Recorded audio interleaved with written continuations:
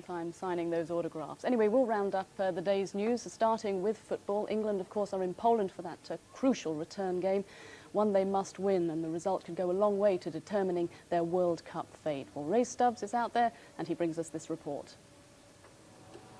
England have travelled to what is the industrial centre of Poland for this game.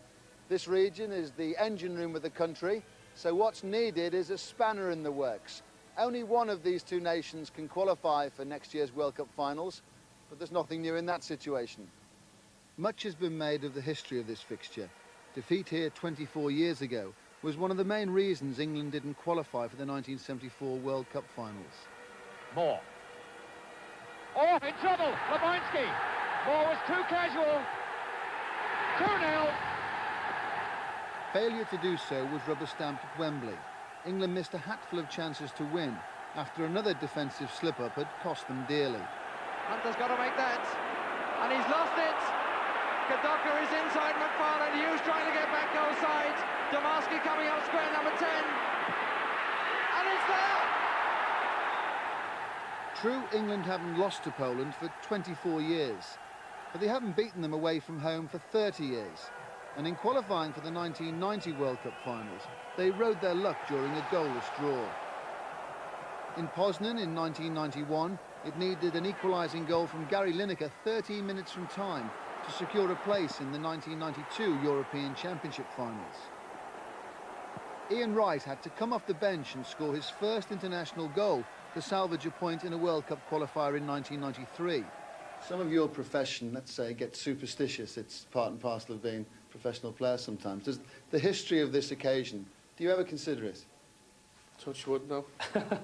No, it's we haven't had the best of records as an English footballer nation over here. I'll just keep my fingers crossed that changes tomorrow. In sport, you do have these jinxes, and you have to break them sometime. And it'd be a nice time to do it in a World Cup qualifying game. So, no, we won't worry too much about that. You know, it's a different set of people, a different set of lads coming to play, different coaching staff. So, you know, these things, you know, can change the result, hopefully. The England squad arrived here on Thursday evening, quickly retreated to their base camp a good hour outside Katowice, and such is the importance of this game. They made it very clear they wanted to be alone. The Football Association did make every effort to foster good international relations with their Polish hosts at yesterday's press conference, during which captain and coach made it very clear avoiding defeat was the first objective. If we can't win the game, then we mustn't get beat. If we're going to qualify for the World Cup, we'd much prefer to go through automatic qualification. If we can't do that, then we'll have to do the playoff. But our aim at the moment is to take 3 points tomorrow, and then hopefully beat Moldova at home, and then do everything right on the last game in Italy. What we can't afford is to give away an early goal for their crowd to get behind their team, to give them the confidence. If we can quell that situation and quell the crowd, then I think we'll be in for a better day.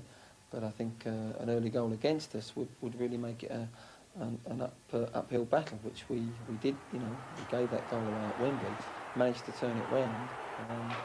It would be difficult to do that in these circumstances. But no, we're quietly confident. You know, the mood is good in the camp, and we know the task ahead, and we're looking forward to it. The stadium here in Horshov is undergoing a massive refurbishment.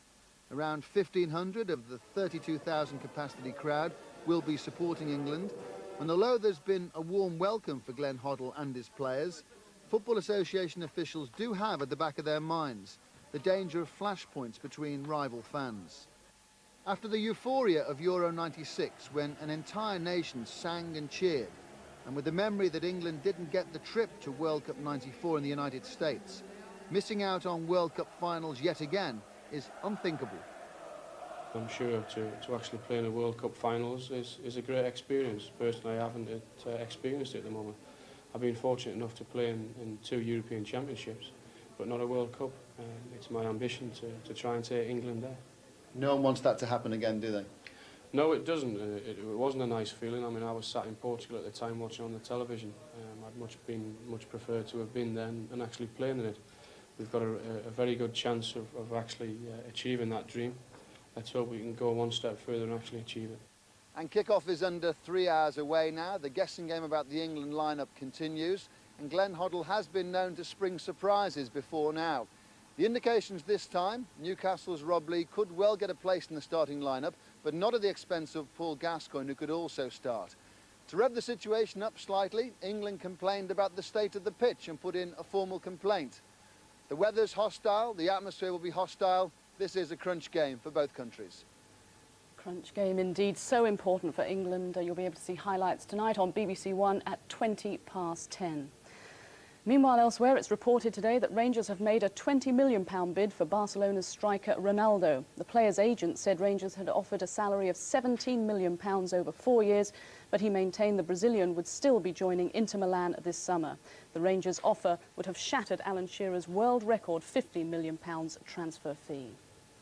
We've got a busy weekend of sport and there's more to follow. This is what's coming up on Grandstand over the next few weeks.